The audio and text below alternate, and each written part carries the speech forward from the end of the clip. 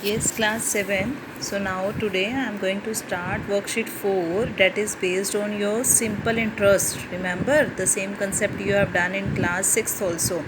The few stars I want to tell you about this topic, and then very easily you are able to do.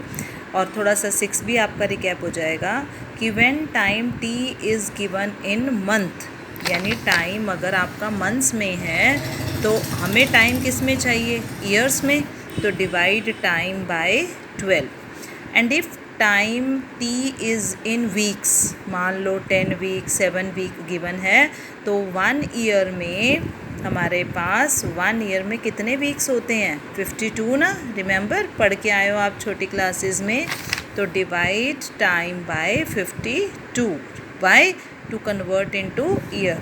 And when time is given in days, divide time by 365, क्योंकि 1 year is equal to 365 days होते हैं. तो इन 3 stars को recap करते हुए we are going to start first question in which principal rate and time is given and we can calculate simple interest that is equal to 60. और formula याद आ गया, P into R into T by 100. और amount का फॉर्मूला क्या है, principal plus simple interest. Principal था 460 रुपीज़, इंटरेस्ट आया तो आपके पास आ जाएगा 460. बुक्स आर विद यू ना. just keep your book in front of you and watch first question. We are discussing first question of worksheet 4. So part 2 is principal है, rate है, time देखो क्या दिया हुआ है, 3 ईयर 4 मंथ्स. अब time किस में है, 3 ईयर तो कंप्लीट है बट 4 मंथ्स इज़ देयर. तो मंथ में हमने अभी कहा ना, अगर मंथ में होगा तो हमें किससे डिवाइड करना है, 12 से. अब पूरा तो मंथ में नहीं है तो इसका मतलब ये 3 तो हमें रखना ही रखना है.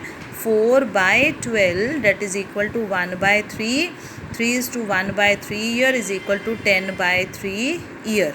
अब ये टाइम यूज़ नहीं होगा, टाइम ये यूज़ होगा और इसको भी हम कन्वर्ट कर सकते हैं, date is 9/2% per annum. And then simple interest you can calculate, formula सबको आता है. And then amount, will you try this? Okay, so just see this video and afterward you can solve this question. Okay, so now question number third part is principal is given, rate is given 15 is to 1/2% per annum, that is 31/2% per annum, and time is given 146 days. तो recap, अगर time days में होगा तो हमें किससे divide करना है, 365 से. तो टाइम आया 146, हमने इसको डिवाइड किया 365 पर. रिकैप करो, मैंने कहा था कि ये दोनों डिजिट 73 से डिवाइड हो सकते हैं. तो but we are getting 2/5 year. अब टाइम भी आ गया ईयर में, रेट भी है और प्रिंसिपल भी है. सिंपल इंटरेस्ट निकाल सकते हो आप, अमाउंट भी निकाल सकते हो. Fourth part is very very important part, और करके आए हो बेटे आप 6 में सारा. Principal is 1200, rate is 15% per annum. अब टाइम जो है वो डेट है 8 अप्रैल टू 20 जून. याद है ना, सेम क्वेश्चन हमने किया था क्लास 6 में. तो नाउ अब अगर हम फिंगर्स पे काउंट करें कि 8 अप्रैल से 20 जून तक कितने डेज़ बनते हैं, इट्स नॉट सो ईजी, कहीं ना कहीं मिस्टेक होगी. तो कैसे निकालना है number of days of April. याद है हम अपने फिंगर पे काउंट करते थे, अपने थंब पे काउंट करते थे हम कि कैसे हमें नंबर ऑफ़ डेज़ निकालने हैं. तो अप्रैल के टोटल नंबर ऑफ़ डेज़ होते हैं 30.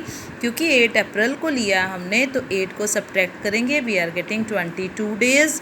मई के टोटल 31 डेज़. और जो जून है हमने 20 जून तक लिए हैं ना, तो जून की हमें सिर्फ 20 डेज़ ही लिखना है. यानी जो फर्स्ट डेट है उसको उस मंथ के टोटल डेज़ में से सब्ट्रैक्ट करेंगे और जून की जो लास्ट है वो एज इट इज़ करेंगे. एक चीज़ और, जब नंबर ऑफ़ डेज़ निकालेंगे तो definitely you will get the multiple of 73. तो वी आर गेटिंग 73 डेज़. अब टाइम हमें किस में चाहिए होता है, ईयर में. तो t is equal to 73 days. 73/365 is equal to 1/5 year. अब टाइम आ गया ईयर में, रेट है हमारे पास, principal is there, we can calculate simple interest और अमाउंट भी हम निकाल सकते हैं. ठीक है, clear. So now question number 2 is very easy. Find the amount from the investment of rupees 4500 for 2 year at 5 पैसा पर रुपी इंटरेस्ट। तो यहाँ देखो आपको क्या करना है, because everything is clear, just see the rate.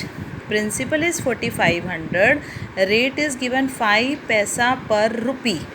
अब ये पर रुपी का मतलब क्या हुआ, 5 पैसा को अगर मुझे रुपीज़ में करना है तो कहना है राइट 5/100, राइट।